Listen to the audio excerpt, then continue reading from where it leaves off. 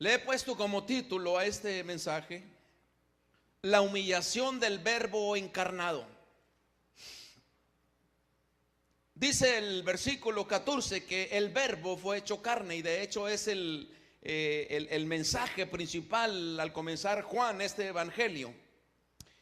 El Verbo hecho carne, lo que doctrinalmente nosotros conocemos como encarnación. ¿Oyó eso? Encarnación. No es reencarnación, es encarnación.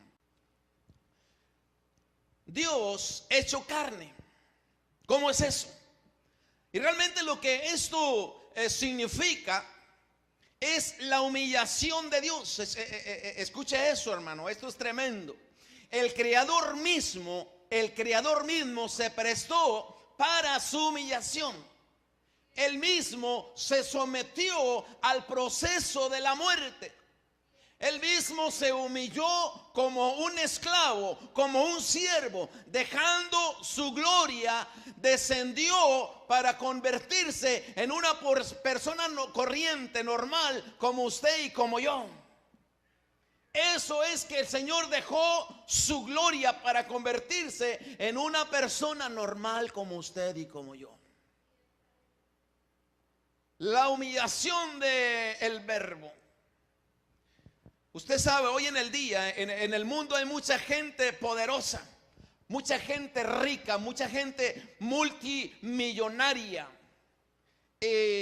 Ninguno de estos personajes ricos, millonarios, jamás se va a rebajar al grado de ponerse sus botas de trabajo, su casco, el seatbelt, para venir a trabajar en el sol con los trabajadores, para venir a trabajar en el frío, entre el agua, entre todo ello.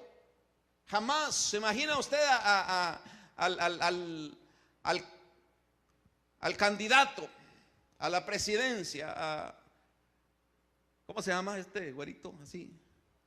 Trump, se me olvida. Se imagina a Donald Trump, que toda esa gente que trabaja, que él se ponga a trabajar un día entero, una semana entera, un mes entero ahí entre los trabajadores. No va a hacer eso. No va a hacer eso. Jamás se prestaría para humillarse de esa manera. Jamás va a dejar sus lujos, las comodidades, su aire acondicionado y que le hagan su comida y su cafecito y todo eso. No va a dejar las comodidades, que los sirvientes y todo ello. Estoy tratando de dar este ejemplo para que tengamos una idea de lo que significa realmente la humillación de Dios, de dejar su gloria para venir a nacer como hombre. Nació y experimentó el proceso normal de crecimiento como cualquier otra persona. Se desarrolló como cualquiera de nosotros. Él, siendo Dios, padeció como un ser humano. Siendo Dios, padeció y experimentó las mismas emociones humanas que padecemos nosotros. Padeció hambre. Estuvo triste, tuvo sed, tuvo sus preocupaciones, lloró también, tuvo cansancio, estuvo también en agonía, fue tentado también, experimentó todo eso, experimentó el cansancio, y por si fuera poco, fue torturado como un criminal. ¿Se imagina eso? Antes de morir en una muerte espantosa que no se le desea a nadie. ¿Usted cree que eso sería justo para Dios? Él no tenía por qué padecer toda esta, haber pasado por toda esta necesidad. Él no tenía que haber pasado por hambre. Él no tenía que haber pasado por todo este proceso. Él no tenía que haber llorado por nadie. Él no tenía que haber padecido lo que se siente de ser traicionado por alguien. Él no tenía que haber pasado por eso. Él no tenía que haber pasado que uno de sus discípulos, uno de sus amigos, lo traicionara vendiéndolo por 30 monedas de plata. Él no tenía que haber pasado eso. Él no se merecía eso. Él no se merecía que lo escupieran. Él no se merecía que lo escupieran, que lo abofetearan. Él no tenía necesidad de haber sido azotado con látigo, donde las puntas del látigo tenía pedazos de fierro, pedazos de plomo, que donde azotaba, le pegaba en la espalda, le rasgaba, le arrancaba pedazos de carne. Fue golpeado recibiendo burlas de su misma gente, la misma gente que él creó. La misma gente que él creó lo golpea, lo rechaza. La misma gente que Dios hizo del polvo de la tierra, hizo polvo y le sopló aliento de vida. Él no tenía que haber sido juzgado como el criminal más peligroso y condenado a morir de una muerte espantosa, clavado en una cruz. Esa es la humillación del Verbo. Esa es la humillación de Dios. Él mismo se prestó para ser humillado. No tenía que haber pasado esto. Sin embargo, él tuvo que hacerlo, tuvo que haberse humillado para que todas aquellas personas que lo escupieron, para que todas aquellas personas que lo golpearon, aquellos que lo condenaron y que hoy en día lo siguen escupiendo y lo siguen apedreando, aquellas personas alcanzaran una oportunidad de alcanzar la vida eterna. Lo hizo por amor a todos ellos, a los cuales él creó, para que todos ellos no fueran al infierno, para que todos ellos tuvieran la oportunidad de arrepentirse, para que tuvieran vida eterna. ¿Me está entendiendo, hermano? Tuvo que humillarse a sí mismo para que aquellos que lo entregaron, aquella persona que lo vendió, tuviera la oportunidad de arrepentirse y alcanzar vida eterna. Aún sabiendo que aquella persona lo iba a entregar. Jesús sabía que Judas lo iba a entregar. Aún así, una noche antes se humilla y le lava los pies delante de todos los discípulos, sabiendo que aquel ya lo iba a entregar. Lo hizo por amor a aquella alma que lo entregó. Cristo humillado. Miles de personas hoy en día, miles de personas en el tiempo de Jesucristo lo usaban solamente para conseguir algo. Mucha gente lo seguía solamente para darle de comer, porque les daba de comer. Mucha gente hoy en día solamente buscan a Dios por sus propios intereses. Mucha gente le siguió solamente por intereses políticos. Y oiga, hermano, qué difícil es cuando la gente solamente te utiliza, cuando la gente solamente te usa, cuando la gente solamente te usa para sacarte algo, para que le hagas favores. Solamente te busca cuando te necesitan. Y se enojan cuando no puedes hacerles el otro favor. Se molestan contigo. Y eso se siente feo. Se siente feo, se siente triste cuando después de todo lo que haces es para hacerles bien, al final te dan una bofetada. Al final se voltean porque no llenaste sus expectativas. Después de darles tu corazón, después de darles tu amor, después de darles tu amistad, después de darles toda tu confianza, al final eres traicionado.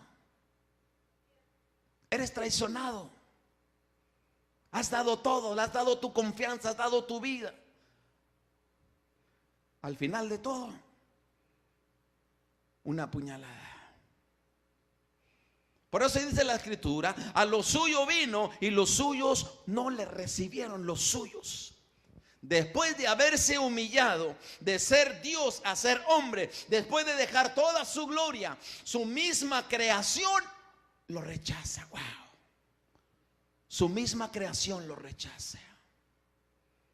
Dice la escritura, Dios se acercó al hombre, estuvo en el mundo, estuvo entre nosotros.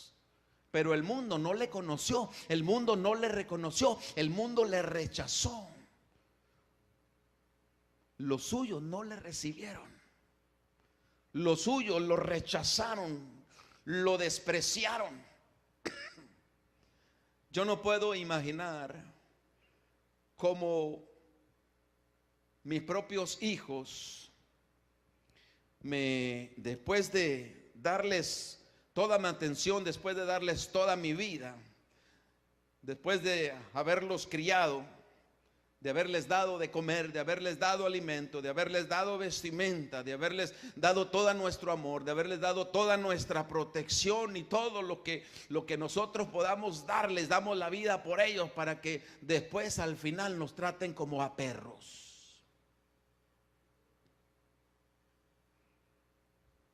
Yo no me puedo imaginar cómo sería eso, que al final tus hijos mismos te desprecien y te traten con la punta del pie.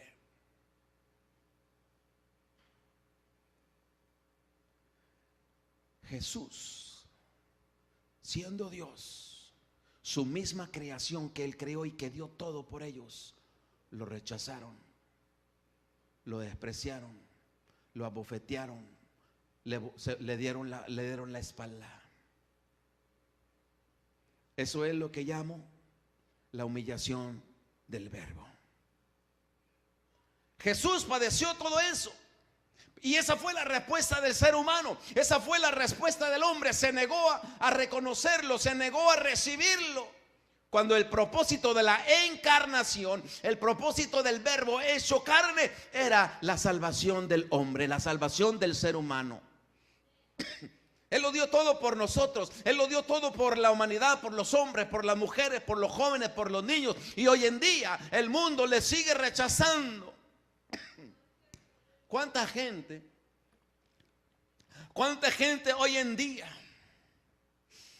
han estado dentro de la iglesia mientras están buscando algo de Dios, mientras esperan alguna respuesta de Dios, mientras esperan que Dios les responda y suplan aquella necesidad? Y tan pronto como Dios les responde, tan pronto como Dios les da lo que están pidiendo, bye bye iglesia, bye bye Dios, adiós. Ni siquiera muchos vuelven para darle las gracias a Dios o la gloria a Dios. Muchos jamás regresaron ni siquiera para decirle: Señor, gracias. Mucha gente sigue utilizando hoy a Dios solamente para sus propósitos egoístas, para sus proyectos personales y hasta allí. Pero el hombre le sigue rechazando todavía. El hombre sigue rechazando a Dios. Sigue oponiendo resistencia. Estamos tan necesitados de Dios y todavía le seguimos rechazando. El hombre necesita la salvación de su alma y todavía, ay Señor, no quiero nada. El hombre necesita la paz en su corazón, pero el hombre todavía le sigue rechazando. No te quiero recibir, Señor. Él sí se pudo humillar por ti, pero tú no te puedes humillar por él.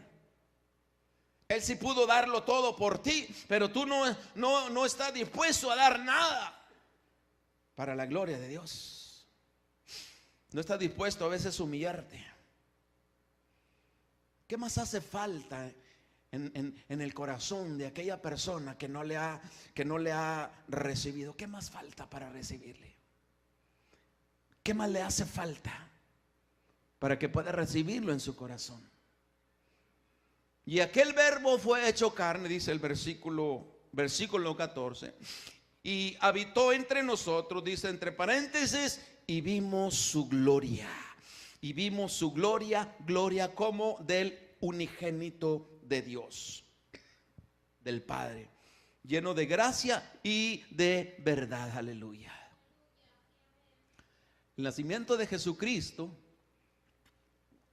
es en sí mismo un milagro que va más allá de todo entendimiento humano. Solo Dios pudo haber hecho que su hijo naciera de una virgen, sin haber tenido relaciones sexuales con un hombre, engendrado por el Espíritu Santo. Es la única manera, era la única manera en que aquel verbo se haría carne y que aquel hijo que iba a tener iba a ser llamado santo, solamente engendrado por el Espíritu Santo. Si hubiera nacido de hombre y de mujer, no hubiera nacido santo. Por eso es que cuando el ángel Gabriel se le aparece a la Virgen María para darle la noticia, le dice: el hijo que vas a tener será llamado santo, será llamado Hijo de Dios. ¿Qué está diciendo aquí? Que va a nacer sin pecado. El pecado original no iba a pasar a Jesucristo. La depravación humana no iba a ser transmitida a Cristo, puesto que fue engendrado por el Espíritu Santo.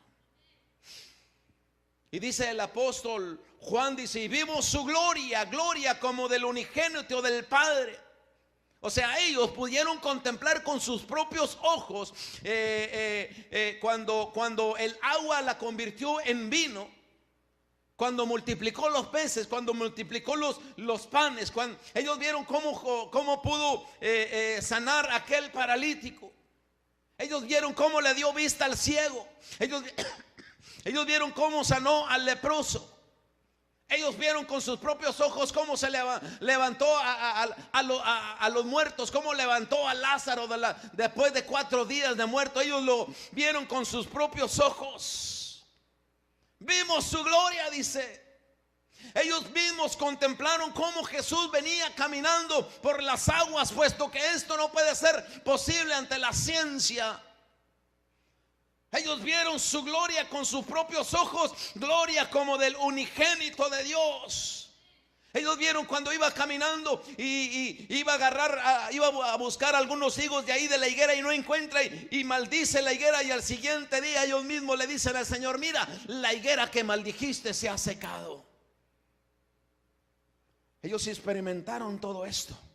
Ellos vieron con sus propios ojos cómo los vientos le obedecieron. Ellos vieron cómo Jesucristo hablaba con autoridad. Ellos vieron tantos enfermos que fueron sanados. Vieron cómo Jesucristo tenía esa autoridad para enseñar su doctrina, para enseñar sus enseñanzas. Los doctores de la ley no podían con la doctrina de Jesucristo. Fueron testigos de muchos milagros que Jesús realizó en carne propia. Y aún más lo vieron morir y lo vieron cómo burló a la muerte. Wow. O sea que ellos fueron testigos de la gloria de Dios. Ellos vieron cómo murió y ellos vieron cómo resucitó de la tumba al tercer día. Y no terminó ahí, sino que 10 días antes de Pentecostés lo miran volar. Wow. ¿Usted ha visto un hombre volando? Pues Jesucristo, hombre, empieza a elevarse, empieza a volar. Con sus propios ojos ellos vieron que Jesús asciende al cielo. Ellos vieron el poder de Dios. Ellos vieron a Dios hombre. Ellos vieron al Verbo encarnado. A todo esto se refiere el apóstol Juan cuando dice: y vimos su gloria, gloria como del unigénito del Padre, lleno de gracia y de verdad. Amén. Y aún así muchos le siguen rechazando. Aún así están dentro de la iglesia, pero endureciendo su corazón, escuchando la palabra y endureciendo su corazón. La Navidad tiene que ver con el Verbo hecho carne. ¿Sabía eso? Y el propósito de Dios de humillarse, haciéndose humano, fue para transformar tu vida y la mía. Fue para cambiar nuestro corazón. Fue para cambiar nuestra forma de pensar. Fue para salvar nuestra alma. Entonces, cuando Jesús había nacido, dice la palabra de Dios que vinieron unos magos del oriente hasta Jerusalén a ver al niño que había nacido. Vamos a Mateo capítulo 2, versículo 11. Mateo capítulo 2 y el versículo 11.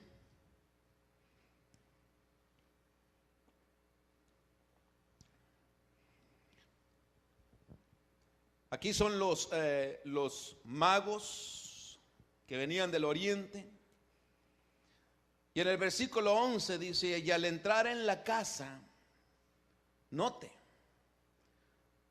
que dice que en la casa ya no estaba Jesús en el pesebre.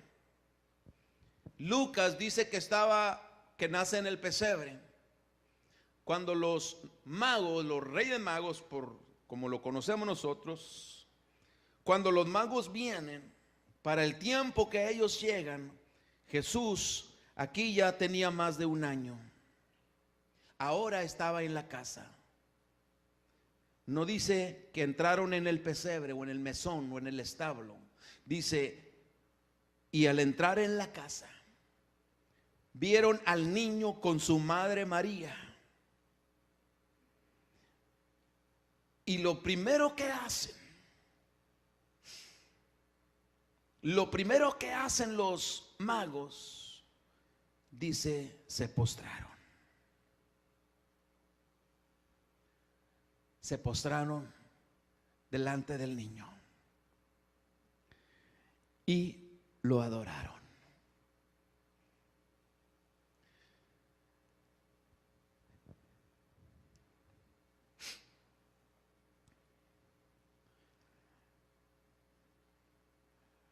Note que la primera actitud de estos magos es arrodillarse para rendirle adoración.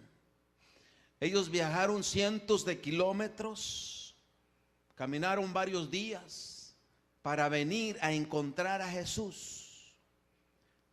Pero cuando ellos venían, ya venían con la intención en el corazón de adorarlo.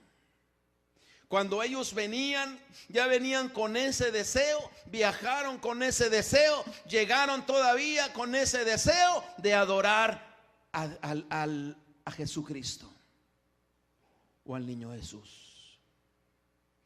Noten lo que dice el versículo 1 y 2 de ahí mismo, Mateo 2 y 1 y 2.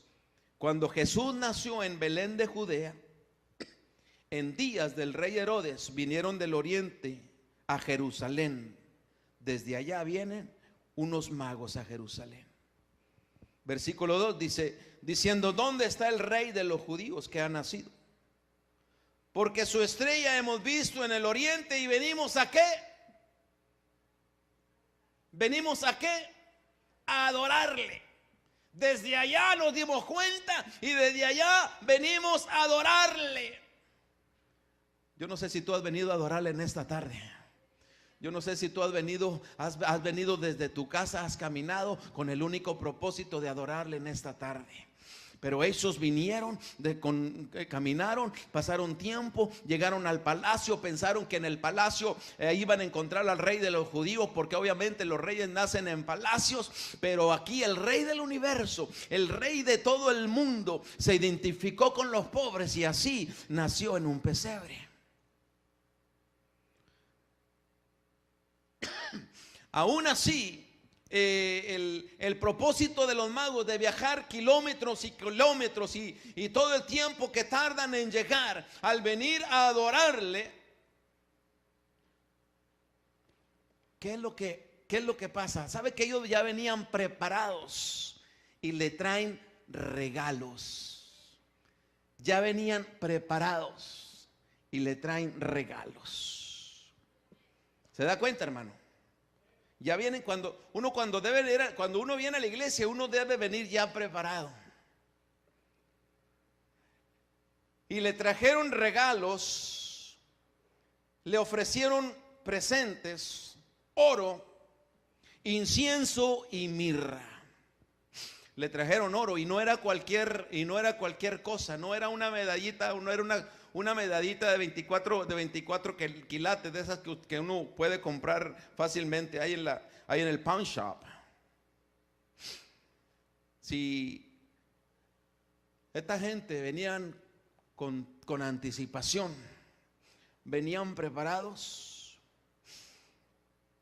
el hecho de que se les llame magos no era porque hacían trucos de magia que desaparecían el conejito y todo ello. No era nada tiene que ver con eso. Era en ese tiempo se les llamaba magos a los que estudiaban la ciencia, a los que estudiaban la astrología.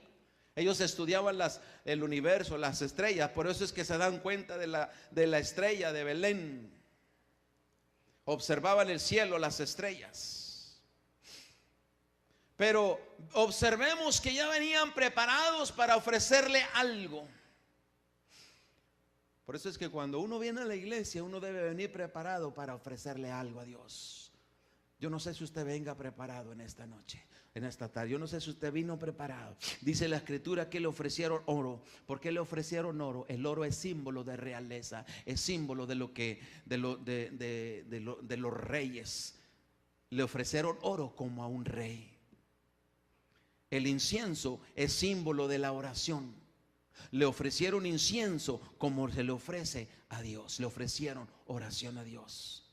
Le ofrecieron mirra. El mirra es símbolo de sufrimiento. Le ofrecieron mirra como a un hombre que venía a sufrir y que venía a morir. La mirra se utilizaba para embalsamar a los muertos. En esta Navidad yo le quiero preguntar, ¿qué le viene a ofrecer a Dios? ¿Qué le quieres ofrecer al Señor? ¿Cuál es tu mejor ofrenda que le puedes dar a Dios en esta Navidad? Tal vez quieras ofrecer tu propia alma. Tal vez quieras ofrecer tu propia vida. ¿Sabe que sería el mejor regalo que pueda ofrecerle a Dios? Nos ponemos en pie.